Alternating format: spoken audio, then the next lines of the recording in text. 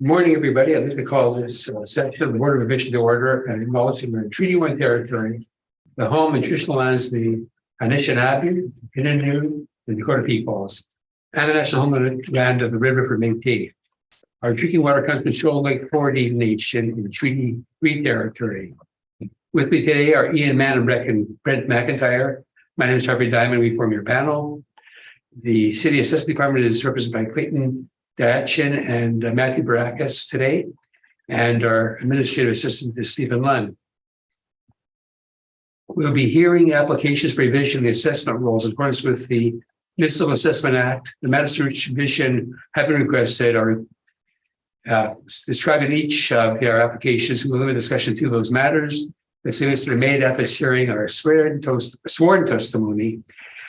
Anyone speaking to such matters must be sworn in. Be advised that comparisons of assessments of properties are not considered as evidence of market value by the Board of Revision. The Board of Revision is appointed annually by council and is independent of it and the city administration, and makes its decision based on the evidence provided at the hearing and issues a written order that will be mailed to all parties as soon as possible. Please note that the board's decision with respect to an application may be appealed to the Manitoba Municipal Board if the matter pertains to assessed value or to classification, or to the Court of King's Bench if the matter pertains to an application for exemption from taxation, and should a party wish to appeal, information to do so will be included with the board's order. We expect the hearing process will confirm the points of appeal with your property to be addressed with each applicant following swearing in. We'll then have the assessment test followed by questions that the applicant may have, and then the applicant will be followed by any questions. Each side will be given an opportunity to summarize if they wish to do so. Once all the evidence upon application has been brought forward, the applicant may leave. The person will be for each item on the docket today. The session will close after all questions have been heard, and the board will written in private to make its decisions.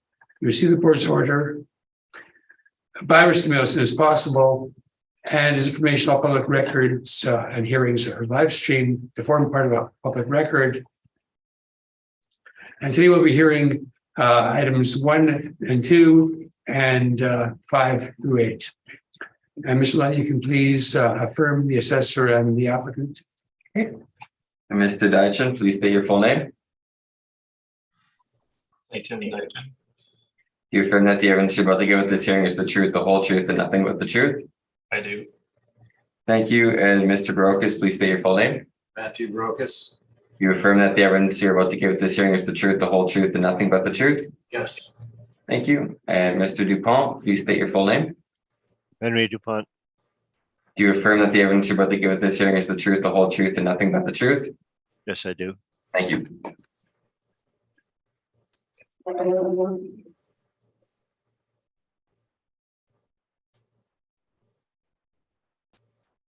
Okay, so the first matter on the agenda today is 50 Monroe Avenue, and Mr. Dachin, when you're ready, you can proceed. Okay. File number 223165, roll number 020509499100, address 1150 Monroe Avenue, roll year 2023, reference date April 1st, 2021. Assessed value $32,888,000. Class code 20, liability taxable. It's a 1974 to 1975 year built building with 252 suites. We have an amended recommendation for this property to $27,576,000, and that's based on $1,500 a unit R&M using the adjusted applicant expenses and income with the agreed cap of 5.65.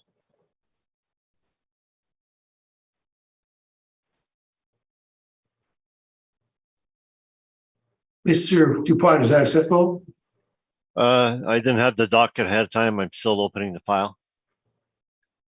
Okay, well, we're waiting, Mr. Dachin. I'm sorry, I didn't get the new NOI. Can you just give it again? Yeah, the new NOI is $1,558,065.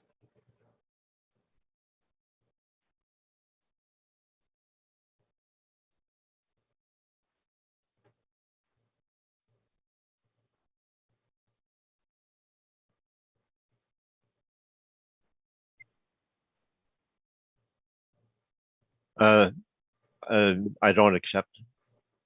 Okay, please proceed, Mr. Tangent. Okay. On page 3, we have the income value summary. We have 102 one bedrooms, 150 two bedrooms, giving us 252 total units. We got the rent comparables on page 4. You can see that it falls in the low end of the range of average monthly rent per unit.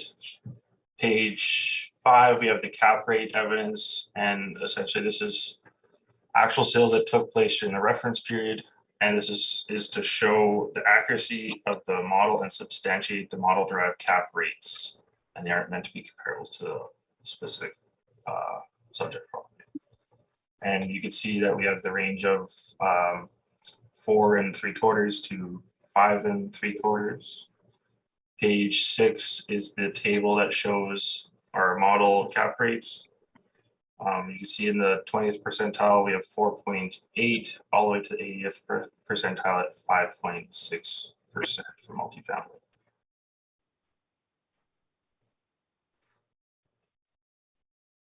Page 8 is the income and expense mailers.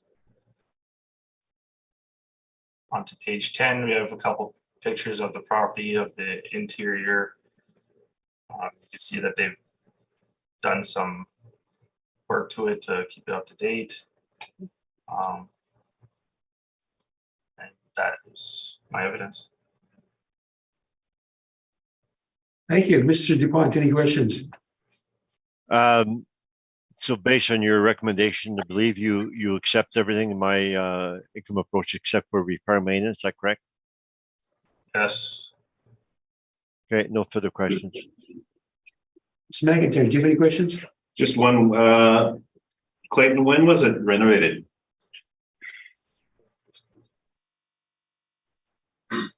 I don't have any information on the renovations. There wasn't any permits. Yeah, and there's no page. Yeah. Okay, thank you very much. And I have no questions. No. Okay, my only question is, and you indicated you might not know this, but you know if all the suites are renovated in accordance with the photos you showed, or you have no information on that? As far as I can tell, yeah, that's what I can tell from these pictures that I found online. Okay, so you don't know how many suites might look like that? No, I'm not too sure. Yeah, that's fine. Okay, thank you very much. Okay, Mr. DuPont, you can go ahead.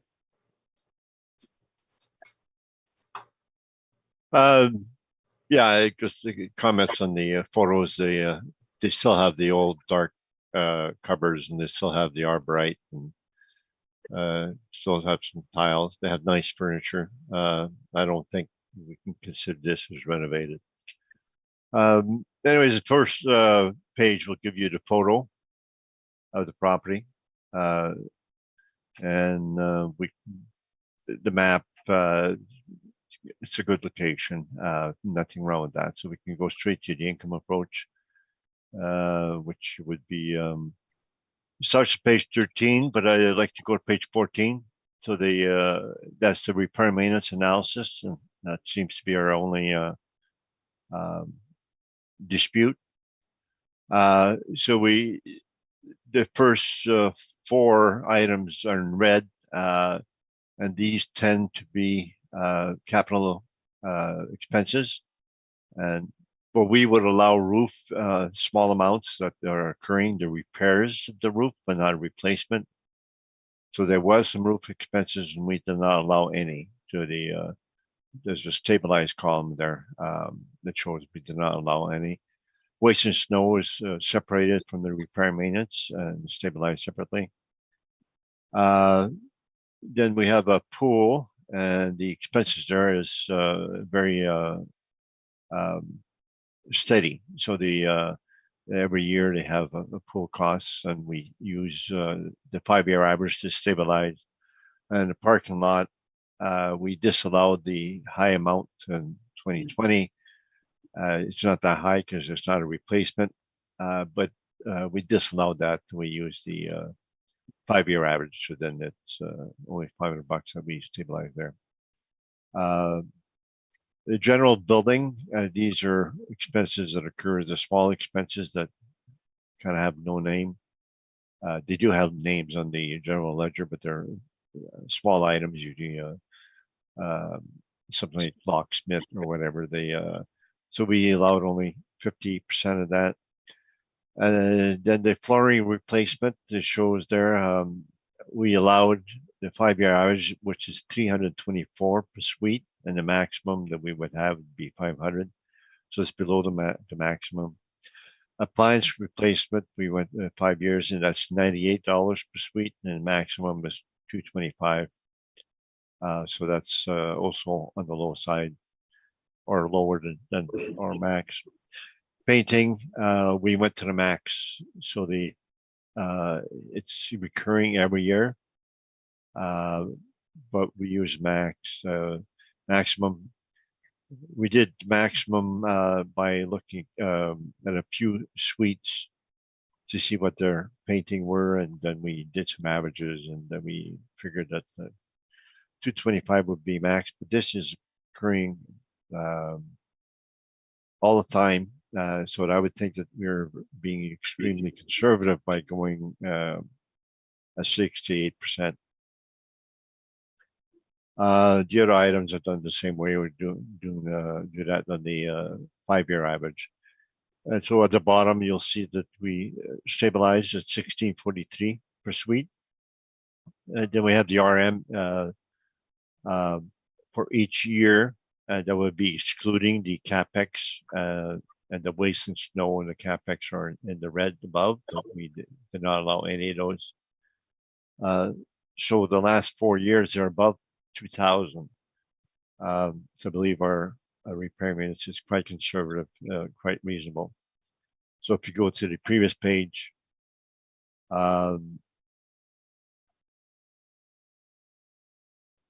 we have the remarks at the bottom that 2017 is for 11 months only.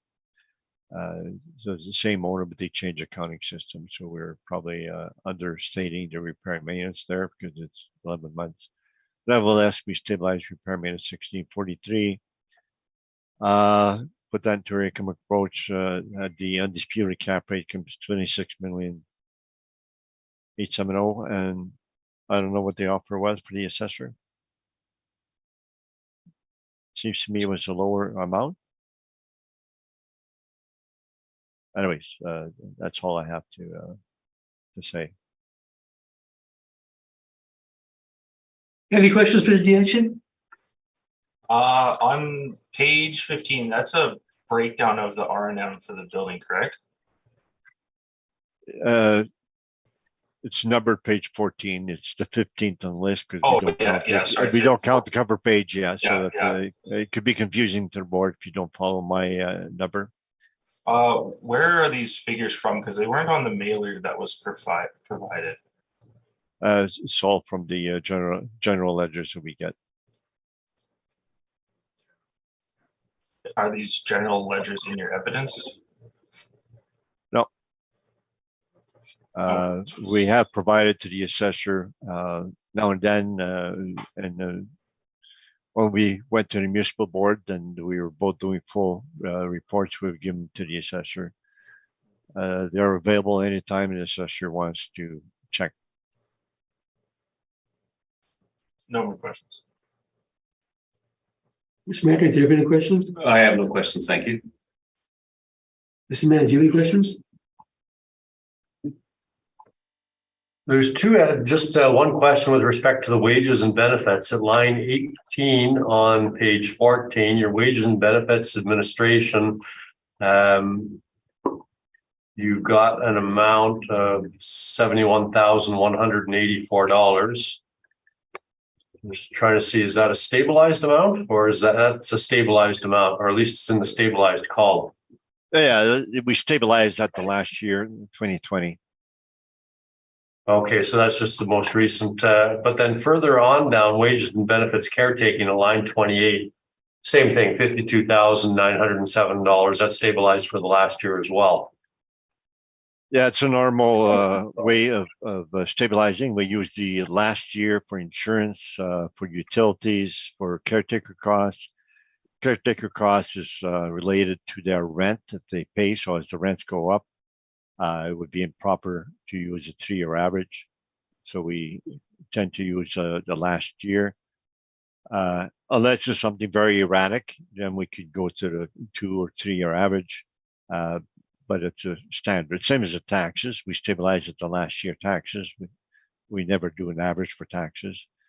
So certain items we do the averages. Like waste and snow could be erratic, depending how much it snows that year. So that's why we go to the average. And some other items we go averages usually because it can be erratic.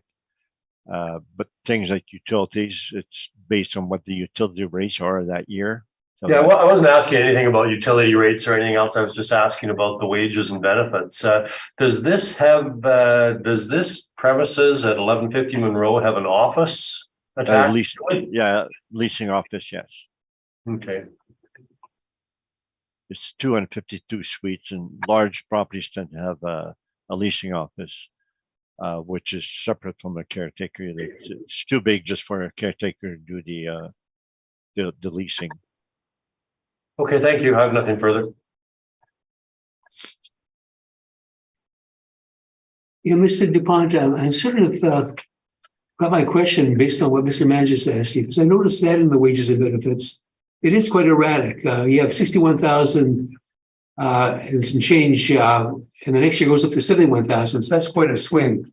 And the year before that, it's higher again. So it seems like something that should be stabilized. Wouldn't you agree? Because they differ from year to year quite erratically.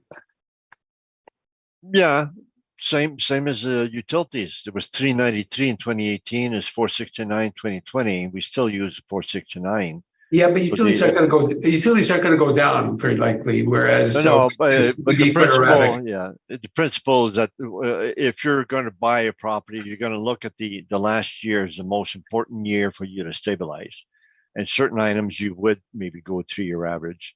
But by the same token, the assessor has agreed to everything that I have except for repair and maintenance. So I believe the assessor has stated they agree with our stabilization other than repair and maintenance. Okay, thank you. Okay, so we'll now go on then to 415 Edison Avenue. Mr. Dietchen, when you're ready, you can proceed. Sorry, just 1 second. Okay, file number 221703. Roll number 0400033800. Address is 415 Edison Avenue. Roll year 2023, reference date April 1st, 2021. Assessed value is 24,972,000. Class code 20, liability taxable. It's 2 buildings, 10 stories in height. Actually, built is 1969 with 189 suites. We do have. I agree to the recommendation. Okay. Yeah. Okay. So if you agree with the recommendation, I guess we just need to know that. And I see how you got there. You reduced the NOI, and you should see page 8 for the workout. You should go through that with us, please. Yep.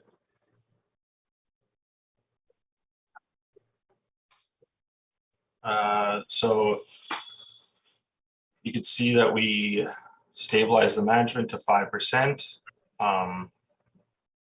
We used averages for professional fees, office, advertising, hydro, water, sewer, HVAC, waste, snow removal, security, and we used $14.92.56 per unit for R&M. Average for the wages and benefits. Property taxes is current as well. And then other we averaged out at 8,661, giving us total expenses of $1,057,999.36, giving us a new NOI of $1,334,831. the cap rate of 5.75%, giving us a new value of 23,214,000. Thank you. Any questions, Mr. Mayor? No, none, thank you. Mr. McIntyre? I have no questions. Thank And you. I don't either. So thank you very much. So now that it's, as it's been accepted, we'll go on then with item number. Molson and Henderson Highway, the next two have been withdrawn. So we go on to 1745 Henderson Highway. Yep. And when you're ready, Mr. Dietchen. File number 223159, roll number 040021266600, address is 1745 Henderson Highway. Roll year 2023, reference date April 1st, 2021. Assessed value is $19,379,000. Class code 20, liability taxable. It's a 1 building, 12-story apartment, built in 1974 with effective age of 1994. 110 suites, 125 outdoor parking. Scrolling down to page 3 is the income value summary. So we have 66 one-bedrooms, 44 two-bedrooms, giving us a total of 110 units at an average monthly rent of $1,289.42. Going on down here, we have the net operating income at $968,935 with a cap rate of 5%, giving us a value of $19,379,000. Page 4, we have the rent comparables. Once again, it falls actually at the low end of the range at $1,289.42 per unit. On to page 5 is the same cap rate evidence, just to support the model of cap rates. Page 6 is the table that shows the model of cap rates from the 20th percentile to the 8th percentile. Page 8 is a permit just for some asphalt paving. Just thought I would put that in there just to show that there did a little work there. Page 9 is another permit, and it's interior alterations to all 110 units in the building. That was done in looks like late 2011.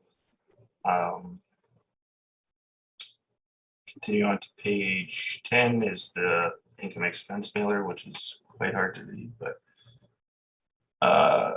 page 11 has some pictures of the building.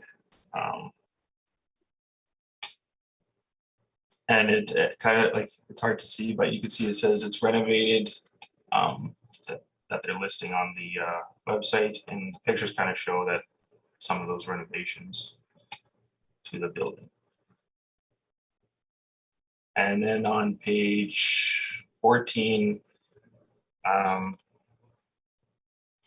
this is actually used from Fair Tax. It's actually a sale of the property from February 2021 for $21 million using a cap rate of 4.24%.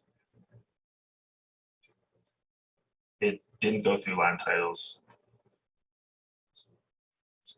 And we're at 5%, and this one was at 4.25%.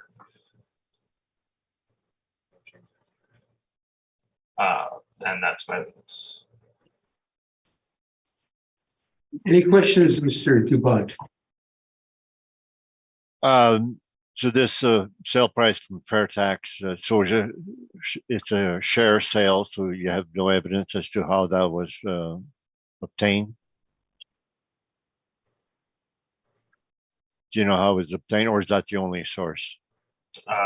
Yeah, I'm not too sure how it was obtained. And do you know why the effective age was changed from 1974 to 1994? I'm pretty sure it's from the renovations that were done in 2011.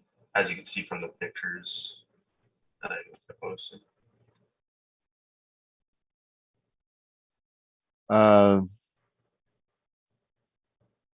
Photos, I see your page 12. I see the kitchen, so it still has the old cabinets, old arborite, and it still has some. Are you asking questions or giving evidence, Mr. DuBois? I'm just saying, in that photo, it still has a lot of the old things. So where in that photo does it indicate it's been renovated? It doesn't look like 1974 to me in there. Isn't the cupboards original? They look like original cabinets. You know that they're original, Mr. DuBois, you know if they're original? I'm, Is that the one? I'm disputing the fact he says the photos. And you can certainly do that, but unless you know that they're original for sure, I don't think that's a fair question. I have cabinets like that in my condo that was built in 2018, so I don't know. And what looks renovated on page 11, the living room? It looks like carpeting, and the new properties do not have carpeting. Are you asking questions or giving evidence, Mr. DuPont? I mean, you can give your evidence, but not right now. Right now, you're asking questions. Would you agree that carpeting is not a renovated? It's not normally used by properties that build properties, the builders, and that normally it's laminate. So would you agree carpeting is not modern in relation to the present standards of using laminate? It varies from property to property. It's like the website says renovated properties. Okay, so now you're changing, you're saying the photos do not indicate that it's been renovated. I've never said that. Okay, now I just asked you, isn't carpeting an old type of flooring versus new ones being laminate? I've seen newer apartments with carpeting in it. New properties built in up to 2000, you're saying they actually have carpeting instead of laminate? Some of them do. And would you agree the standard is not to have carpeting in new apartments? No. Would you agree that the majority of apartments that are built after 2000 do not have carpeting? You know, we haven't seen a study on the carpeting ratio in new builds. So I think we all need to see that before we start making agreements to questions like that. Oh, I think you, in your knowledge, you know that what generally constitutes new flooring. Modern flooring is usually laminate. I would think you should be able to agree to that. Well, Mr. DuPont, you know what? They're not going to agree to, but you can give your evidence and we'll certainly listen to it when your time comes. I realize that, but it's an easy questions and they're going around it. And I believe everybody knows that newer flooring or laminate. Well, look at the kitchen. Look at the next picture. Is that flooring from 74? They sometimes put carpet in the living room because it's more comfortable to be on and it's not so cold. I would prefer carpeting in a living room. So you can't just make a blanket statement saying, oh, it has carpet, so it hasn't had renovations done to it. If you look in the paragraph above the photograph on page 11 of the PDF, they are self-declaring this renovated block. And there's a lot of properties that say renovated, and all it means they change the carpeting or change the appliances, and that's a normal thing. So what they say does not mean is not determined. Right now you're giving evidence and you're entitled to do it. Right now you're asking questions. When you give your evidence, you can tell us whatever you'd like to do in that regard. Page 13, is that a new window? Yes, it is. Pictures say 1,000 words. We'll just let the board decide if that looks like 74 or not. 1,000 words, and you still have carpeting. So if you would agree, 1,000 words on the carpeting already. And okay. Okay, no, you make a very bold statement saying pictures indicate it's renovated, and we went to the photos and it's a judgment call, and likely not a judgment call because laminate is the new modern way of putting on floors. Okay, you know what? You're asking questions right now and you're giving evidence. You've heard it before. Okay. You're not going to get, you should realize right now, you're not going to get a response that you want. So you may as well go on, Mr. Dumont. Yes. I'm finished with questioning. Okay. Mr. Mann, do you have any questions? I do, with respect to the permit detail here that was, looks like it was taken out on November the 24th, 2011 at page 9 on your brief, Mr. Daichun. Yeah. This is, as you indicated, it talks about the interior alterations to all 110 suites, but the declared value isn't set there, and neither is the, well, anyway, I'll start with this. Do you have a date when this was closed? When this permit was closed? I'm just double checking here. Yes, read the first part. So the note says November 1st, 2011. I guess we dealt with Phil McCammond and the caretaker. It was inspected October 21st, 2011. And it identifies all units have been fully renovated, new kitchens, appliances, washroom, flooring, fixtures, and paint. Okay, and was it subsequent to that inspection in 2011 indicating the completion of the full renovations that the effective date was entered of 1994 for the build? Yes. Okay, thank you. That's my, those are my questions. Thank you. Mr. McIntyre. Just one thing to confirm that there was a 2010 sale and these renovations occurred after the sale with the new owner. Is that Yes. correct? Yep. Okay, thank you. That was my only question. Okay, and I don't have any questions, so thank you. Mr. Dumont, you can go ahead.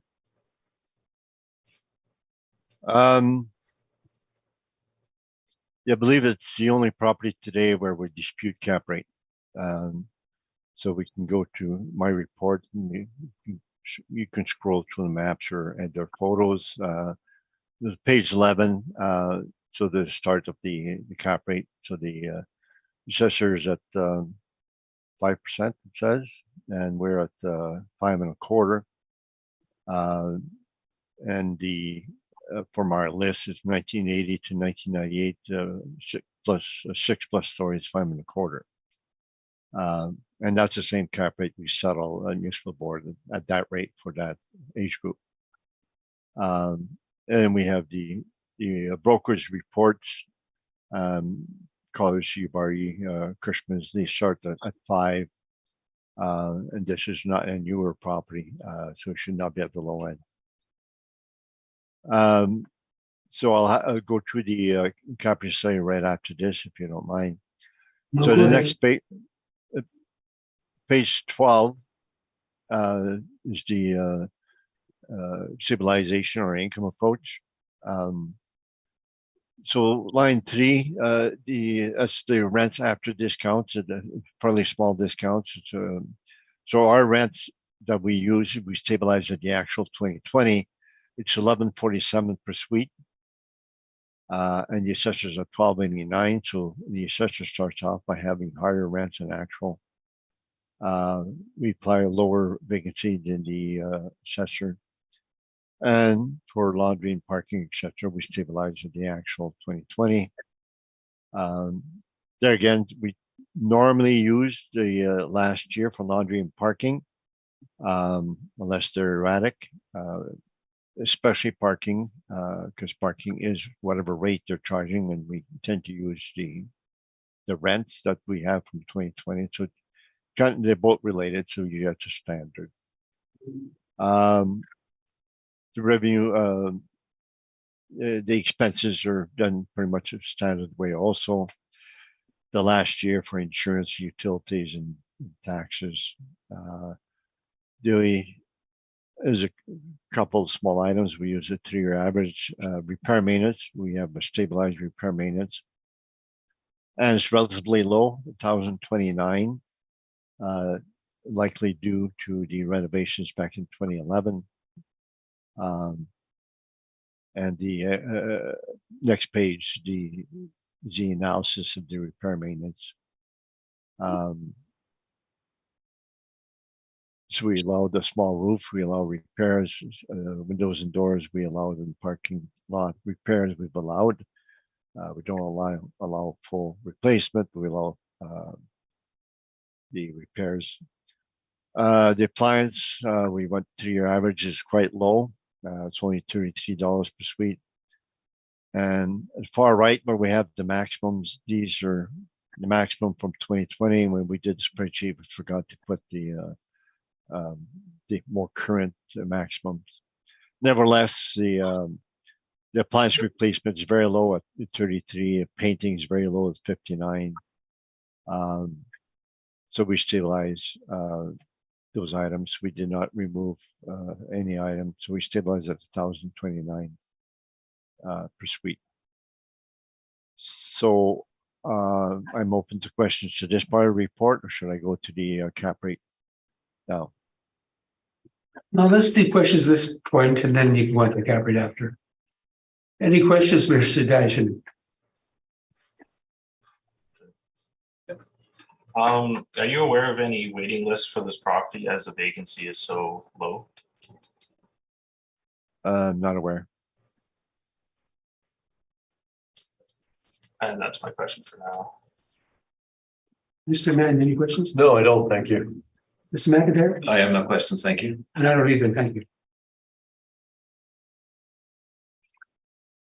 Okay, Mr. Pike, go on with your cap rate.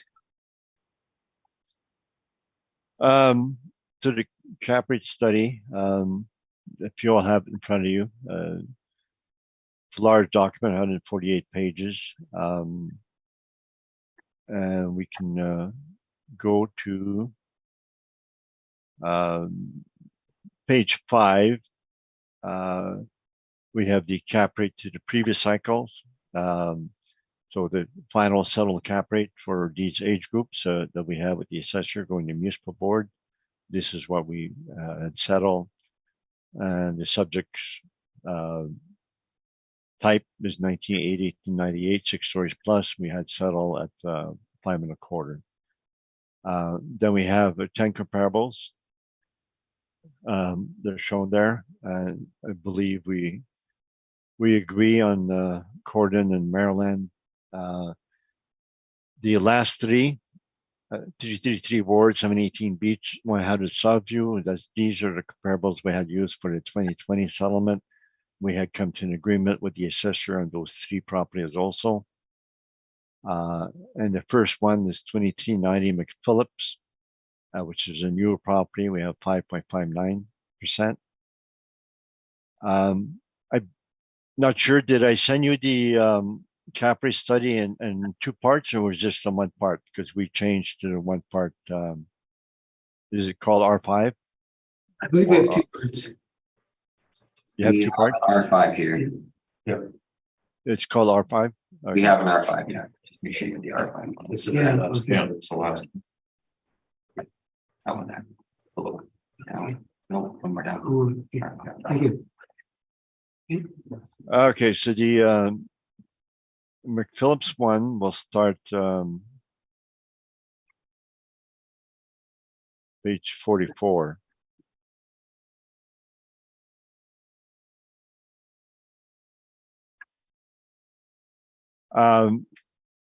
So the actual revenue and expense from 2017 to 2018, 2019 had a certain amount of rents. And they were 1339 average, which is quite low for a newer build. And if you compare it to CMHC, shown below, at subject suite mix, it would be 1528 per suite. And then just below that on the right, says the pro forma rents were 1210 for 1 bedroom, 1373 for 2 bedroom. That's what they had for the pro forma for sale. And the actual rents that they got afterwards were the 2 bedrooms went up $400 afterwards. So the buyer bought it and increased the rents. The 1 bedrooms went up, I believe, $245 per suite. The 2 bedrooms went up $400. So the rents at the time of sale were below market. So I did not use the actual rents that they have currently because it's after the reference date, but they went substantially up. And so to stay within the reference date, I use the Shimichi rent, 15.28 per suite. You can see that that's what I have on line 3. And I use the vacancy rate that there is for Shimichi for that year built 2005 plus. And it comes to 5.59%. The next page is the repair maintenance stabilization. Then we have the photo, and the next page after that, the page 47, and that's the pro forma. And so it's building features, so it's similar to virtually all new apartments as they have ensuite washers and dryers, 5 appliances. And then page 48, it shows the rents that they had there. Top of the page on the right, it shows that that's the rent that they had. And we have the financial statements that are used to stabilize the revenue and expense. Then we have the Shimichi table, which page 55. So we have data for each property, calculation of cap rate for each property in the addendum. That would be my cap rate report. So based on these comparables, we come to a conclusion of 5.25 for the subject age group. Thank you. Any questions, Mr. Gadsden? I have a couple questions. So on page 3, you can see you have some charts here. This is, do these charts not indicate that cap rates have declined in the past 3 years? That's a national rate.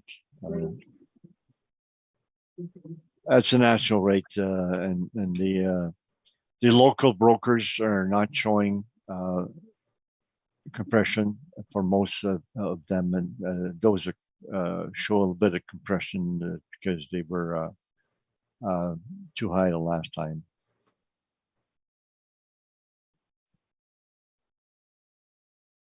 So anyways, we would not go from a chart to determine cap rate. We use comparables, cap rate comparables. That's the main determinant of a cap rate. Okay. So just so we can kind of keep our focus on Henderson on this one, are there any high-rise properties in your cap rate study?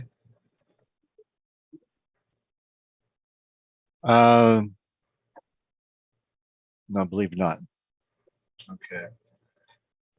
And so just looking at your chart here on page 7, you've got 2 groups of 6 plus, 1960 and 1979 and 1980 to 1998. So you've assigned a 5.25 cap, but the property's built in the 70s. Why did you do that?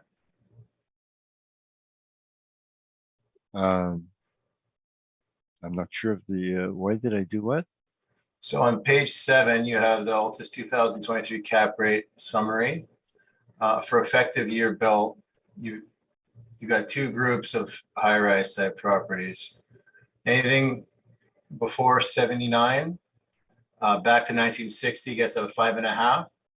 Oh yeah, okay, yeah. Due to age, so that similar to what we had settled for 2020 and at the municipal board. So for this one, so you did, just to be clear, you did apply an effective age on the property to account for the renovations? I accepted the assessor's effective age. Okay. And I mean, I don't know how McPhillips really pertains to this property so much, but we do have some rebuttal on that particular property we like to talk about. We'll spare you the rest of it because Henry didn't really go through his. So if we could do that after you questioned him, that would be great too.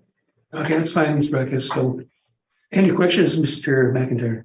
No, I have no questions. Thank you. Mr. Mann, do you have any questions? No, I don't. Thank you. And I don't either. So, okay, Mr. Backus or Mr. Ditch, you can go on with your rebuttal. Okay, so Sorry? You should have it. Okay, Where would it, And close to the bottom, it's gonna be. oh, there it is, rebuttal to 2023 Altus cap rate study. Okay, I've got it. Thanks. It's the third from the bottom position, one from our back. Yeah. One more. No, no, wrong direction. I'm going to, I don't have that rebuttal. I've just sent it to you by email, so just, you had the wrong one. So okay, you went right over it. Oh, you have to go up one. That one, yeah. thank you. Just let me know when you have it, Mr. DePaul. I sent it to you by email a couple of seconds ago. Okay, it's here now. Perfect. Okay, you can proceed when you're ready then. okay, thank you. So this is our cap rate rebuttal. So basically what we have is just a disagreement in terms of stabilization for several properties. I know you have seen this already, so I'll abbreviate this and mostly focus on 2390 McPhillips that the applicant keyed on. So page 2 shows that we have it stabilized at 4.79. Altus was at 5. I should change that to 5.59 now.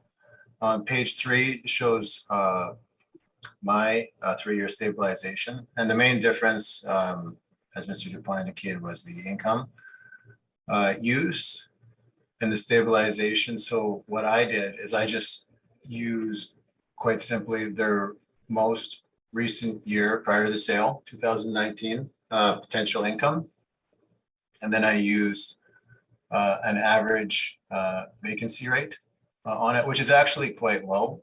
If you notice, it's at 1%. If I had used the most recent year at 2.13, the cap rate actually would have dropped a bit more. I believe it's 4.71. And so as far as I can tell, because I haven't really reviewed his new stabilization too much, that's our biggest difference. So what we're saying is, when the vendor and purchaser got in the room together, they would have looked at the actual historical income collected and arriving at a capitalization rate to derive a sale price. So, or to just derive what the potential income would be, rather. We don't think that they came up with like tables or anything like that. So this is, the next page is the old Altus stabilization. So that's not what they use anymore. And then as you scroll through, when I presented this before, there's some difference in, some of them we agree, and the other ones, there's some difference in repair and maintenance stabilization in regards to city being higher than Altus in some cases. And I have that laid out underneath the addresses for each property as well. So, and there's a few properties where the purchaser indicated the sale wasn't based on the NOI. So that's my very abbreviated Altus cap rate rebuttal with the knowledge that you guys have seen it already. Thank you. Thank you. Mr. DuPont, any questions? I believe our 2390 McPhillips, we have slightly higher expenses than you do. So we're only, our only difference as far as I know is on the rents. Or it appears that we agree on everything else there. So why are you saying that they would have agreed to the rents in place when they purchased, or in fact increase the rents right at, well, shortly after purchase by a very huge amount? Well, they had, that's the information they had in front of them at the time. And they had the historical performance of the property. So part of the definition of the market value is based from a willing buyer, willing seller, and both knowledgeable. So would you agree that if you were a knowledgeable purchaser, you would know that the rents are below market, you would not be buying it on the actual rents? No, we think they bought it based on their actual income that they were receiving with low vacancy. Also, I don't think they, they said on one corner they had all the financials, and on the other corner, like maybe we'll whip out the CMHC tables and calculate a rent and then come up with a sale price that way. I personally believe that they would take the first option, but that's where we disagree. So you're saying that the purchaser acted as if they were not knowledgeable of the market?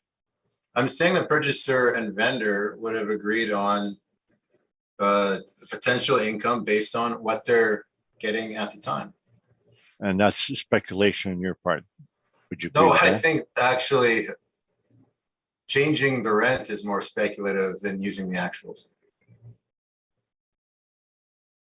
That's all the questions I have. Thank you. Mr. Mann, any questions? I do, just with respect to 2390 McPhillips, please assist me on this. 2390 McPhillips has had a lot of discussion and a lot of evidence in these studies. And as I can see, or it would appear that there are 3 different cap rates purported to be ascribed to 2390 McPhillips. I'm looking at page 2 of your rebuttal, and you've got 2390 McPhillips. There's a under the heading Altus cap rate, you got 5.0%, City of Winnipeg cap 4.79%. And then if you go back to page 6 of the Altus cap rate study, it's a 5.59%. Am I correct in saying that the spread in cap rates as calculated range from 5 to 5.9 as calculated by Altus and a low of 4.79 by the city? Well, yeah, so 5.0 was Altus's former analysis based on, I guess, before they got a look at my stuff. If you go to page 4, you can see what they did before on this property. They based it on, I guess, pro forma, like just lump sum numbers. They really didn't have much to work with. So, sorry, page 4 of whose study? Mine. Sorry, your rebuttal. Okay, thank you. Thank you. So they didn't have much, right? So I submitted this, the mailers, and then they did their own stabilization where I hadn't changed the 5.0 on page 2 yet. I'll do that going forward. That's simply what it is.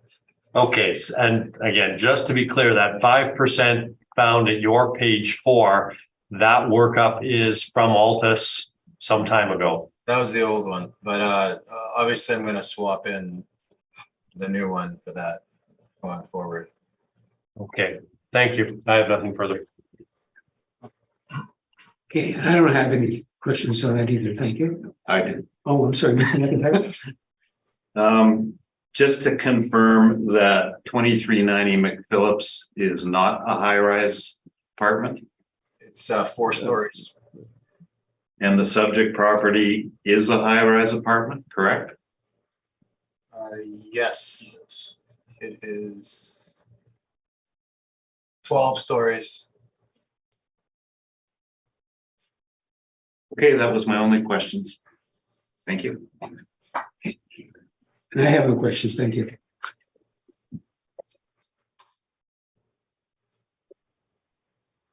Okay, so we now proceed then with our next property, which is 1301 Rothesay. And Mr. Station, you can proceed when you're ready. File number 221711, roll number 0400033750. Address is 1301 Rothesay Street, earlier 2023, reference date April 1st, 2021. Assessed value $17,913,000. Classification 20, liability taxable. It's comprised of 2 two buildings, 6 stories. Actually, your built is 1967 with no effective age. 150 suites and 132 indoor parking. Continuing on to the income value summary on page 3, we have 9 bachelor suites, 85 one-bedrooms, 52 bedrooms, and 6 3-bedroom units for a total of 150 suites. The average monthly rent is $1,092.85. Expenses $892,109. NOI is $1,012,073 with the cap rate of 5.65%. Gives us a value of $17,913,000.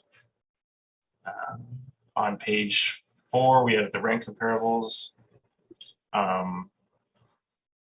Once again, it falls at the lower end of the range for the average monthly rent per suite. Continue on, we got the cap rate evidence on page 5, which we've seen already. That supports the model's cap rate ranges. Page 6 is the cap rate table again, showing the 20th percentile to the 80th percentile cap rates. Continue on.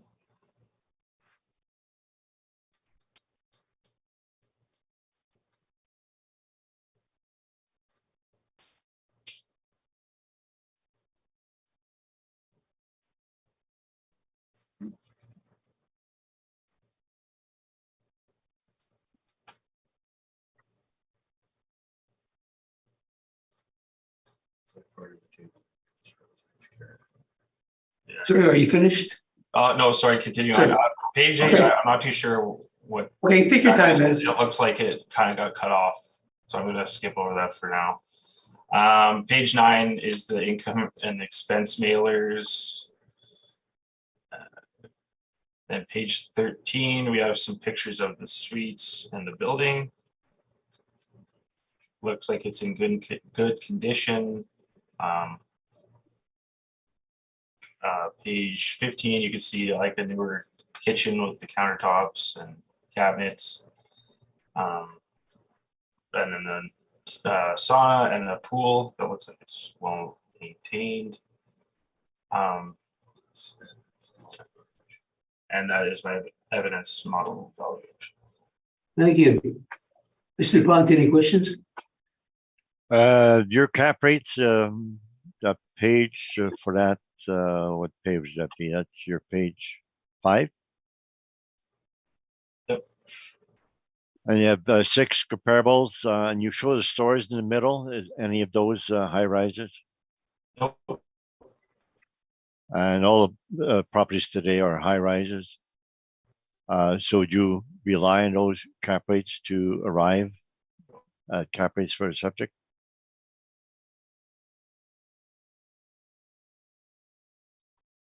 I think you're cutting out. I think you're cutting out. I think you're cutting out. It's modeled cap rates. It's all questions I have. Thank you. Mr. McIntyre, any questions? I have no questions, thank you. Mr. Matt, any questions? No, I don't have any questions. Thank you. I don't have any questions either, so you can proceed, Mr. DuPont. Yes, first page, you can see the exterior. There's an older high rise built in 1967. And go to the income approach, page 13. So we agree to the cap rate, so that's not disputed. Now the actual rents that they has, that's what we stabilize at. You can see line 1, that's the rent they're asking, and line 2 is the discount. So they're getting quite a bit of discounts. From 2017 to 2020, they've increased the rents from $1.8 million to $2.1 million. But the marketing is pushing back, and they have to give discounts to get that. And then the vacancy, line 4, indicates that the vacancy is increasing 2.2, 3.6, etc. 9.8 by 2020. So the market is pushing back with the owners trying to increase the rents. So when we come to the vacancy, we stabilize at 2019, 2020 vacancy. Last 2 years, it's related more to the last 2 years of rents, so that the higher the rents go, the more the vacancy you would have. So that it's not proper to go to 3 or 4 year average. So we went to 2019, 2020 average. Laundry and parking at actual last year, and the line 12 miscellaneous 3 year average. So it's normally we go laundry and parking at the last year, and miscellaneous we go 2 years usually, because that could be more erratic. Stabilization of expenses, fairly normal. Again, we go actual last year for insurance, utilities, and taxes. Now this one we adjusted the taxes, and that's in the previous page, page 12.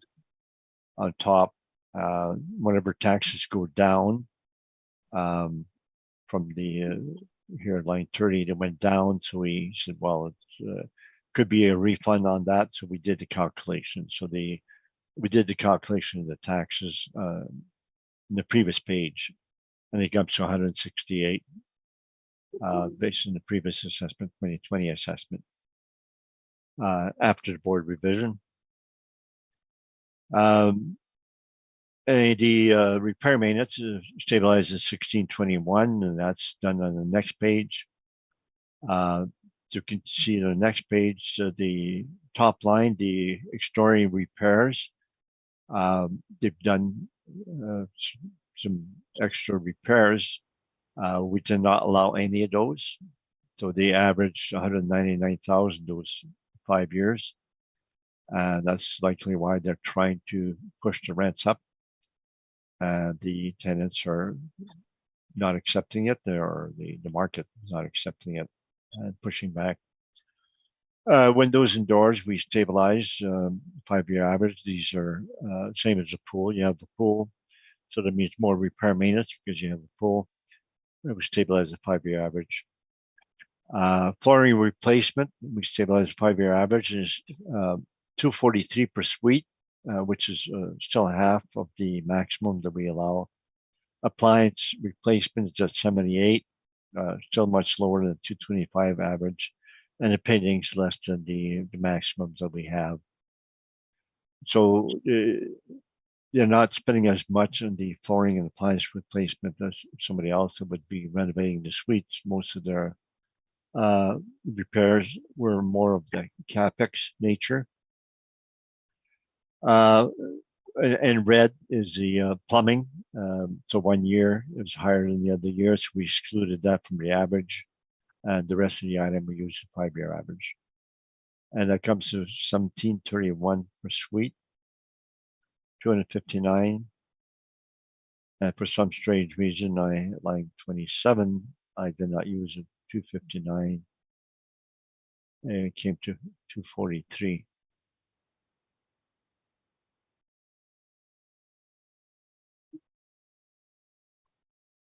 I'm not sure what happened there. So I guess it's usually just an automatic. Once you change the repair and maintenance, it automatically goes to the other one. So unless somebody did something. Anyways, I'll go with the 259, 243, the way my value is. And with the NOI 938, and knowing, I guess if we went to the municipal board, I would check that further. And likely use a higher repair maintenance. So the value comes 60,611,000. Thank you. Thank you. Any questions, Mr. Dietchen?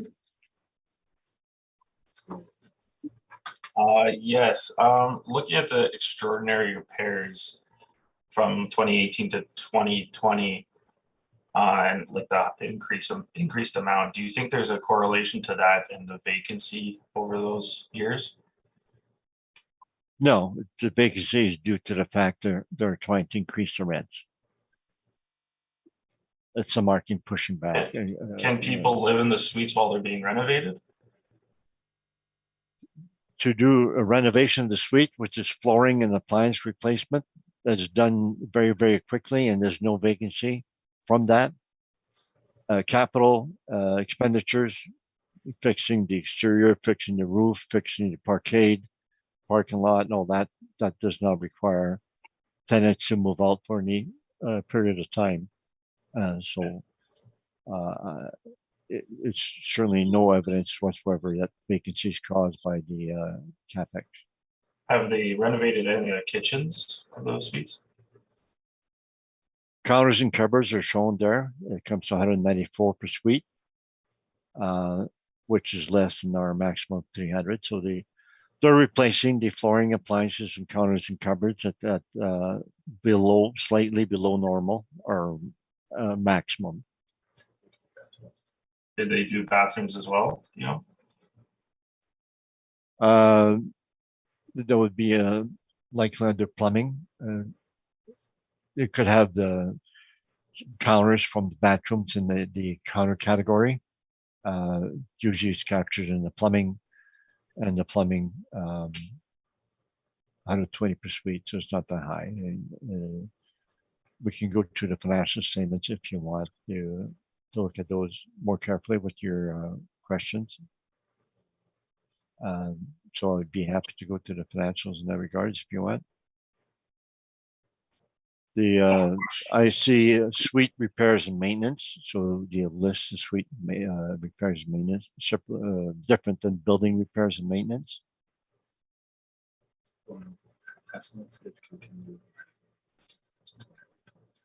do you know if they've continued renovating into 2021 and 2022?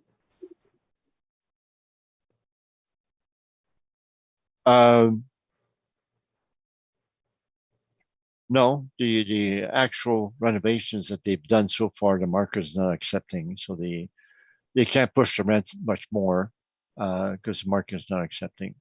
And the renovations they had were not renovations to the suites, they were capital in nature. Okay, so just to be clear, at the end of December 2020, they stopped renovating. So there's no additional renovated suites.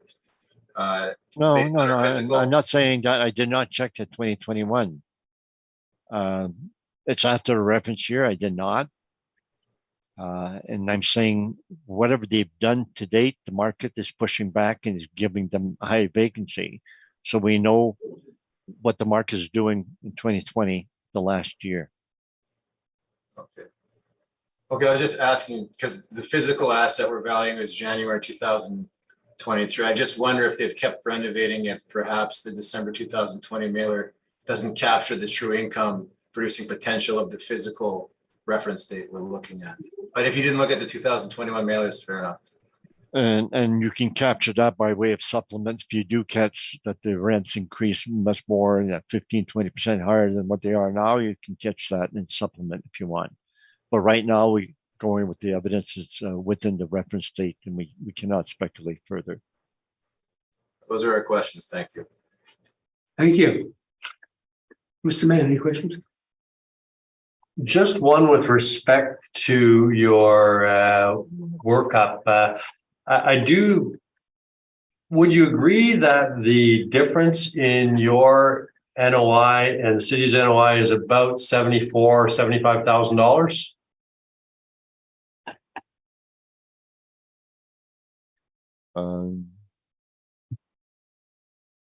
I'm looking at the bottom. 938 to 1012. Yeah, so it's 70,000 difference. Yeah. Okay, and the vacancy allowance that you have used in your spreadsheet is a stabilized amount of 7.9%. That's correct. Yes. Whereas the city has used 3.2%. Correct? Yes, that's right. I'm going site specific. Yeah. Okay. Thank you. I have nothing further. Mr. McIntyre? I just have one question of the assessor, and that relates to the conversations about the renovations to this property. Are there any permits taken out for this?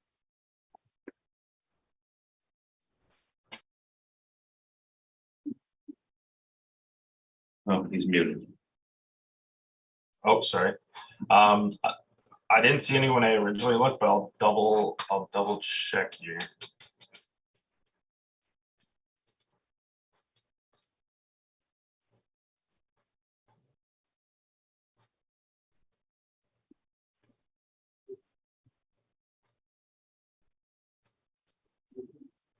Yeah, there was some exterior work for the balconies. But nothing regarding the interior alterations. Okay, thank you. That was my only question.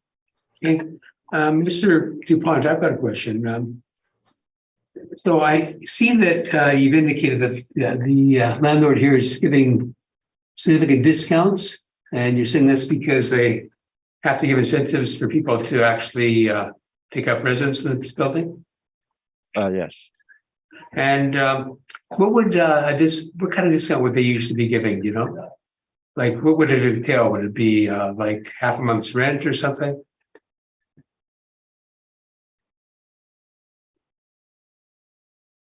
I have to go in the rent rolls, and I don't know. Yeah, I sort of asking if you what the usual is.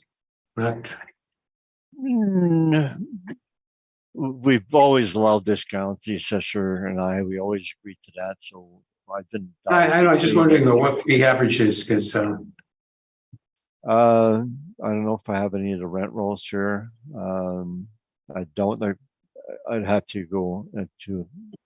Okay, well, would it be half a month's rent or a month's rent or 3 months rent? I mean, like, can you tell me what the market usually would be in that regard? Normal discount is the whole year. So they give a lease for a year, and you say, our face rents are 2,000, and we're going to charge you 1,700 until the expiry of the lease. So that it's rarely just a month or half a month's rent. So it's usually. So it's recurring every year at a higher amount. So it's not. No, I understand, but it's not a short-term discount if that's what you're implying. Well, I'm not asking that. What I'm asking you is like somebody wants to move in, and the rent, the posted rent rate is, let's say, well, the city has a model rent of almost $1,100 a suite on average per month. And I know some are bachelors and there's some 3-bedrooms, so it won't necessarily be the same for everything, but on average. So on an average rent of $1,100 a month, what would the discount usually be?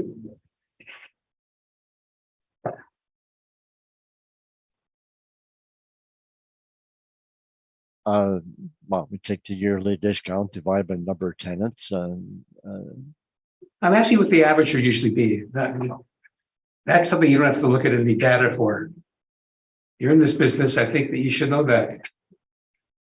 I don't need to know that. Discounts are usually accepted by the boards, by the assessor, by everybody. So it's I'm asking a question though. I just like an answer to it. I'm not asking what usually is done.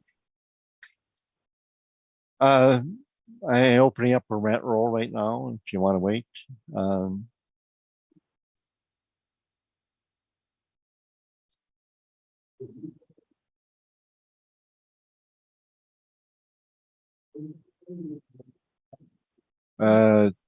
The rent I have, rent roll doesn't show the discounts on it. Okay. So what would the usual discount be though? I mean, you know, marketing, you're in this business, you've been here for more years than I have. What would a landlord in this stage usually offer to a tenant to get them to be motivated to move in? It varies. It depends how much the rents are going up. It depends what they have for their, what they're offering to the tenants. Sometimes they're really, really high discounts. Sometimes they're very low. It's all interactions with the market. So that based on what the market is doing, they can't rent it unless they give a certain amount of discount. So there's no such thing as an average discount. It's done on a site-specific basis based on the interaction of the market at the time. Okay, so I'll ask the question another way.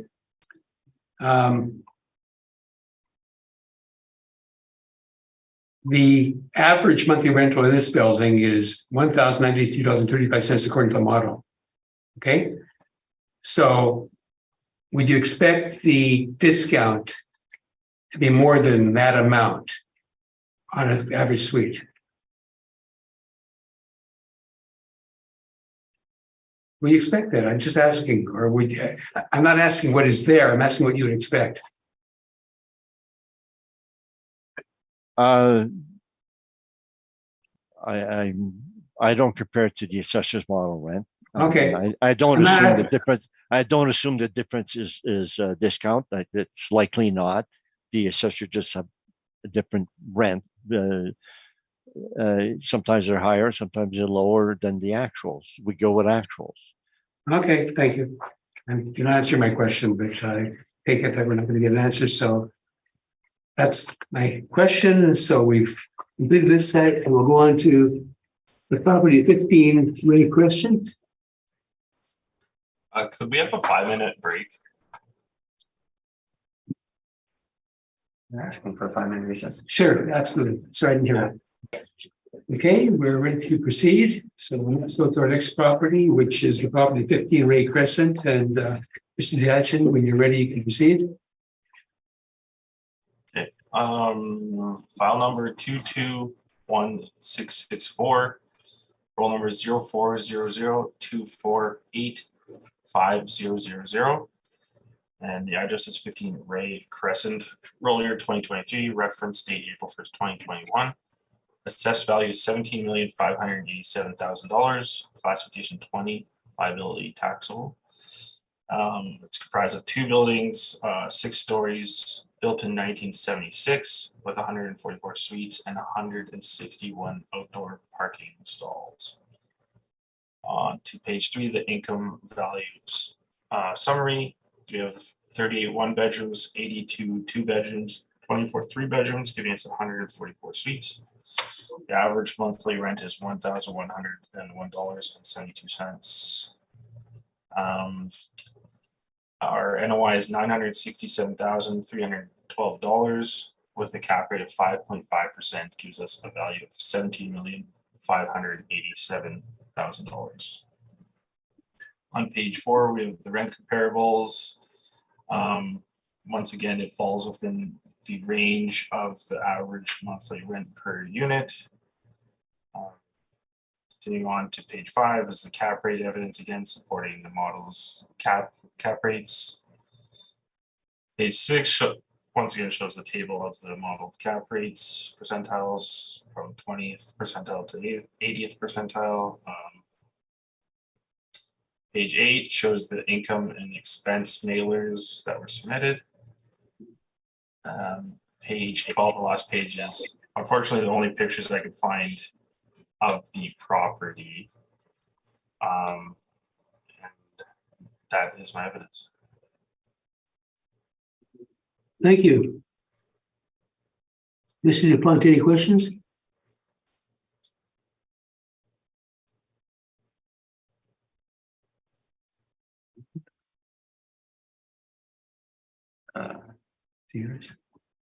Mr. DuPont, can you hear us?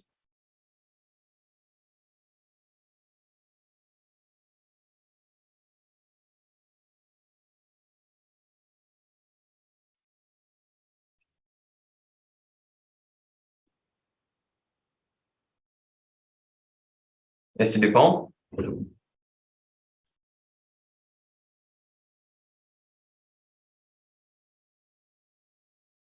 Up here, he can hear us.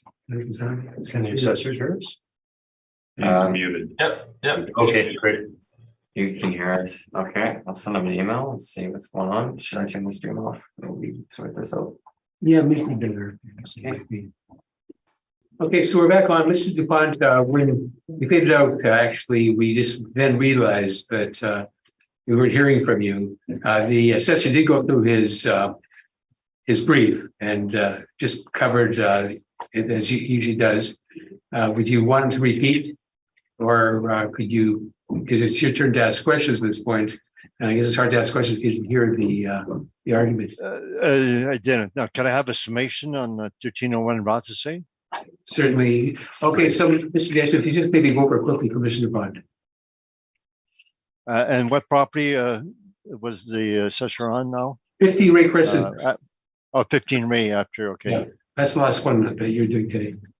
Okay, so can I do a summation on 1301 Rothesay then?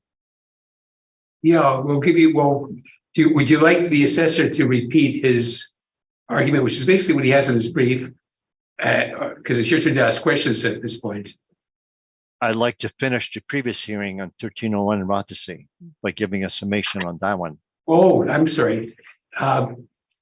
Okay, well, I thought when did you fade out? You heard nothing on Ray Crescent then? Okay, I'll allow you to give a summation if you'd like to. Go ahead. Okay, so I went through the addendum that I had and the renovations or the capital expenditures that they had over the years.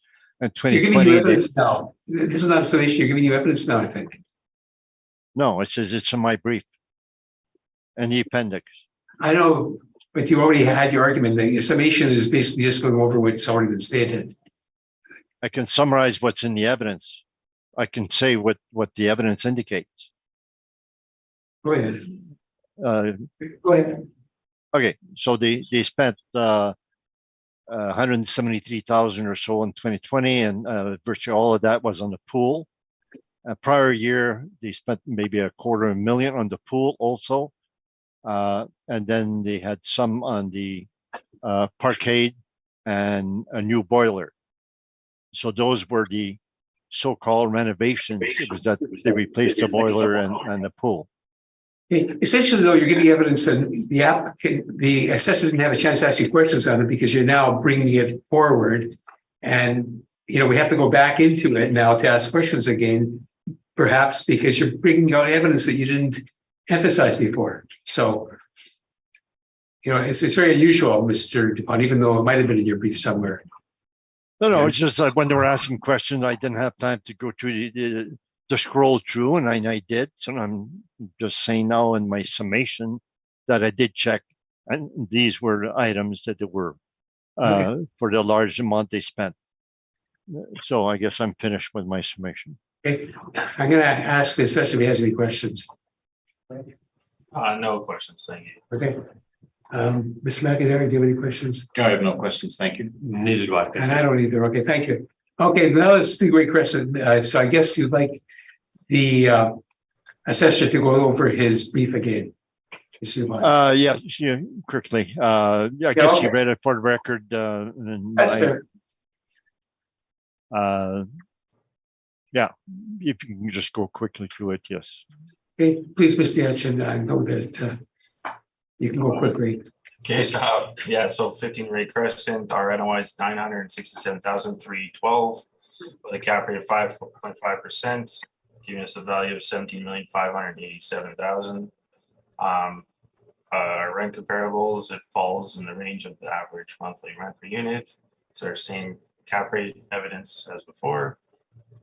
And income expense mailers, and then the couple pictures that I can find of the property. Thank you. Any questions, Mr. Duvant?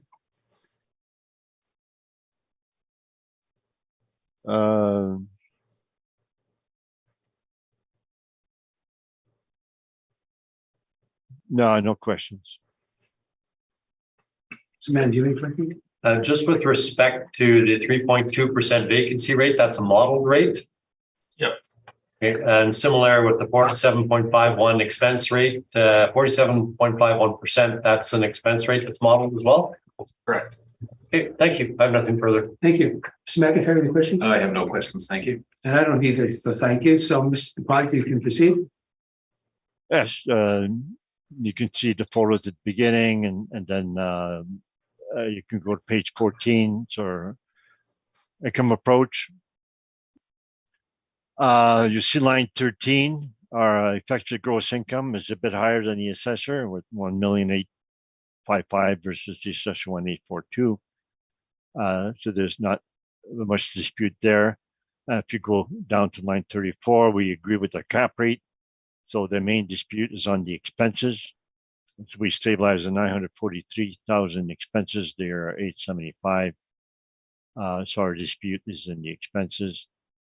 So we stabilize fairly normal for we used the last year insurance, utilities, taxes and caretaker, etc. The only one that we do averages and or we do analysis is the repair maintenance, and that is on page 15. So then if you go to repair and maintenance, the first 4 lines, it's the items could be capital in nature, that they could be a roof replacement, but if it's done every year, it's repairs, and we allow that. So we allow the 5-year cost on roof because that's an ongoing thing. Windows and doors and parquet, you have to spend money on those, and these are recurring every year. So we use the 5-year average on that. Flooring replacement, we use the 5 years, it comes to 167. There again, the maximums, we were using 2020 maximum. We forgot to update that. That's 500 for flooring, and they're 167. Appliance replacement is 182, and we're now it's 225 is our max, I believe. And painting is 141. We disallowed fire and safety on red at 49,000. We allowed that year because it's higher than the rest. The rest we stabilize the 5-year average. It comes to 2,086 per suite to the bottom right. And that's what we have for the previous page. And so that that gives our net income, and our difference in value is based on the difference in expenses. That's my report. Thank you. Thank you. Any questions, Mr. Danson? Yeah. Did you consider using the 3-year average for vacancy at 1.2%? No, we tend to go with market vacancy. We never go with low vacancy when it's got low vacancy, because the market would expect they would stabilize at the market. Do you ever stabilize the vacancy downwards? We do now and then, slightly less than market, yeah. But we didn't this time. For your the real estate taxes, do you have the calculations for us to look at somewhere? Oh, yeah, okay, so I calculated that. Oh yeah, I see that the taxes went down line 30. So when that happens, I calculate the taxes in the previous page 13, top of the page. We use the 2020 assessment as reduced by the board revision, and we applied the mill rates and added the frontage rates. So it shows the calculated taxes there. Okay. No further questions. Thank you. Mr. McIntyre, do you have any questions? I have no questions, thank you. Mr. Mayor, do you have any questions? No, I don't. Thank you.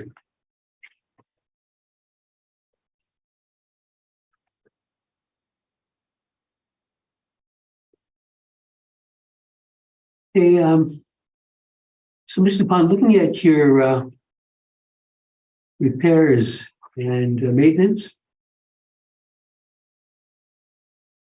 Yeah. You show the roof, for example, over 4 years, and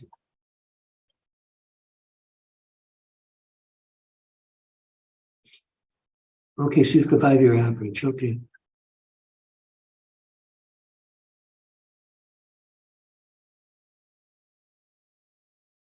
Now, underneath that, though, you have some replacements, like floor replacement, appliance replacement.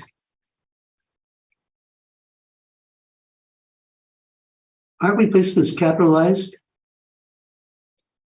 No, the assessor and I and the board have agreed to flooring and appliance replacement. That's something the landlord has to do on an ongoing basis. And companies like K4, they have a policy to replace every 8 years.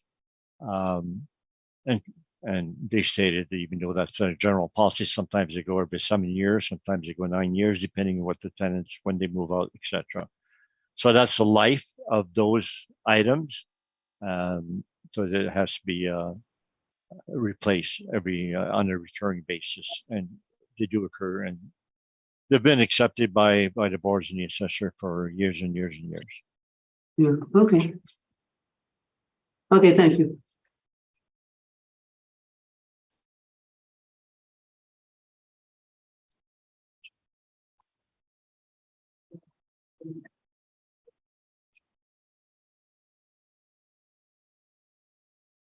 Okay, Mr. Pond, thank you for your attendance today, and you'll hear from us in due course. Thank you. Morning. Have a good day, Mr. Dupont. I'm going to remove you from the meeting.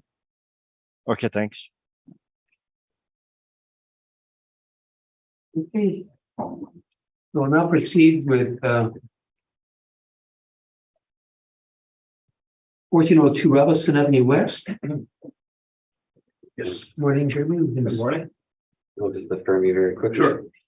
Mr. Applicant, please state your full name. Jared Story. Do you affirm that the evidence you're about to give at this hearing is the truth, the whole truth, and nothing but the truth? Yes, I do. Thank you. You can be seated. Thank you very much.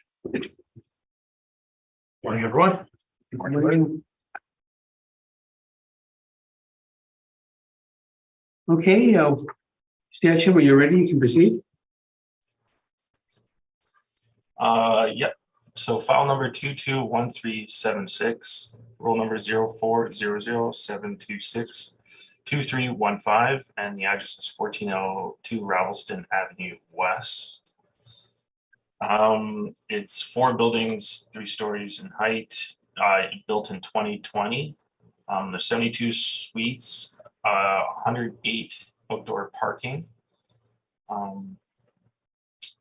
Assessed value is at $15,500,000, class code 20, liability taxable. Page 3 is the income value summary. So there's 56 2-bedrooms, 16 3-bedrooms for a total of 72 units. Average monthly rent per unit is $1,359.03. The net operating income is $666,496 at 4.3%. I'm making a verbal recommendation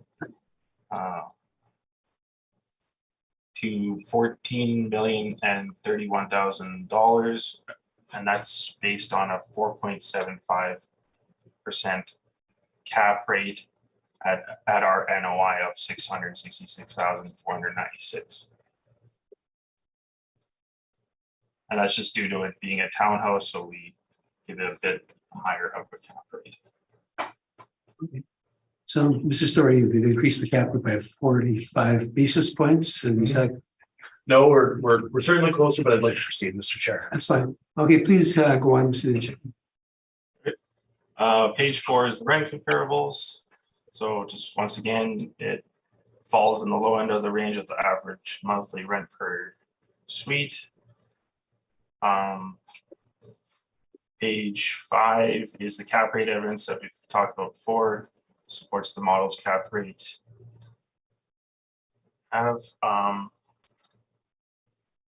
Page 6 is the cap rate table as well. It shows the 20th percentile to the 80th percentile from 4.8 to 5.6%. Page 8 is the income and expense mailers. It is post-reference, but it shows that it is a sub 3% vacancy on it. Page 16 forward are just the pictures and shows the features of the building. You can see it's obviously a nice place in a good area.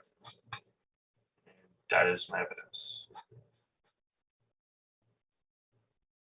Any questions, Mr. Story? Yeah, just a few, and thank you, Mr. Dyson. I appreciate that you looked at this. So the initial assessment was all model derived. Is that fair? Correct. Okay, and that very low cap rate, is that due to the model not recognizing that these are row houses? Potentially. Okay. Have you visited this property? I've been by it, I live in that area, but I haven't been inside now. Okay, and we can agree it's, let's call it West Transcona. Sorry? This would be considered, the west part of Transcona. Yeah, Okay, and just very quickly, the vacancy rate, you've included the post-reference INE, so I'm not going to suggest we look to that, but in terms of the model vacancy, is there anything to support the vacancy that's been applied by the city for this property? Just that was cranked up by the model, but in terms of statistical analysis and reports, we don't have any of that included in our brief today. Okay, and I understand that the model is suggesting that North St. Boniface and Transcona are the two regions that ought to have 2% vacancy, but that's not in line with CMHC, is it? I don't have those tables in our evidence right now, so I can't answer that question. Okay, that's okay. Now, just very quickly, obviously, even with the adjustment for the cap rate, if I go to page 6 of your evidence, when I look at the city's tables, clearly there's no bifurcation between, let's say, a new high rise or an older low rise. So this, can we agree that this 4.75 is still below the 20th percentile of what the model is suggesting? Is that fair? Yes, ever so slightly. Okay, and it would also be below the low end of the range of what the brokers are suggesting, correct? Yes. Okay, I think I'll save the rest of my comments for my presentation. Thank you, Mr. Chair. Thank you. Mr. Mann, any questions? With respect to this is a recent bill 2020. I know in previous presentations, I've seen permits or cost to build evidence. Is any of that available? Yeah, there were permits for this. Obviously, I believe the applicant actually has them in his brief, so he'll probably be able to shed a bit more light into the amounts. Then I'll hold off then. Okay, thank you very much. I have nothing further. Okay, Mr. McIntyre? I have nothing, thank you. And I don't have any questions either. Thank you. Okay, thank you very much, Mr. Chair. So here we are, 1402 Ravelston Avenue West. Again, it is a newer townhouse, row house building. It's four buildings, each with 3 stories. The site-specific attributes of the property are not in dispute with the assessor, though we do note that this should be treated by the model as a commercial row as opposed to a res app in the system. I visited this property. You can see my photos. I do note that the exterior photo, I believe, in the assessor's brief is a rendering, but these are actual photos I took for myself. I visited it a couple of times. Okay, so basically, we looked to the, well, I should get to the vacancy first. It's not a huge difference, but I do note that on page 10, we looked to CMHC. They're showing us that 2 and 3 bedroom vacancy in Transcona.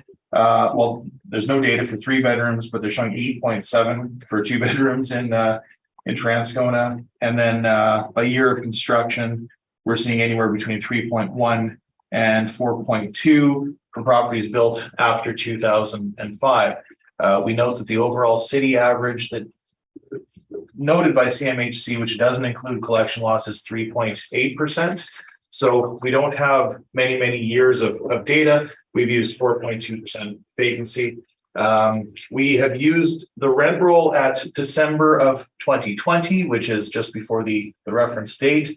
And so as to not include post-reference material, we've multiplied that figure by 12. And we actually come to a very similar potential gross market income as the city. I won't belabor that, we're within about $600. But we do add parking in, and the parking is reasonably high here. So once we add the parking in, our EGI is in fact higher than the assessor. We've used a slightly higher expense ratio, but all this to say that our NOI is actually higher than the city. Now, I will make my own correction here. We had submitted 5.5 on the basis of row housing. Typically, we will apply a premium to row housing. More buildings, more roof lines, more systems typically carries a higher risk. It's a less efficient economically efficient use of land to an owner. But I do think that 5.5% is a little high, so I'm going to adjust my value to reflect a 5.25 cap rate. You'll see a note here that there are aggressive rental incentives being offered by this owner.